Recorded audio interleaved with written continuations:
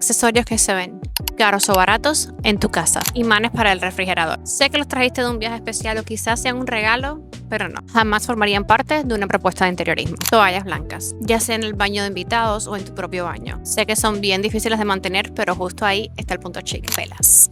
Las velas aromáticas siempre serán un sí, y aún mejor si las prendes. Literalmente estás quemando dinero. Un rotundo no. Vasos plásticos. Aunque sean muy prácticos, da un punto descuidado. Cámbialo por copas o vasos de vidrios, y en mi caso amo las copas de stainless steel. Y sin duda mi favorito, flores frescas. Un ramo de flores frescas en tu consola de entrada o en tu mesa de comedor eleva al instante cualquier hogar. Simplemente escoge un ramo bonito o hazlo tú misma. Síguenos para parte 2 de accesorios que elevan o no tu casa.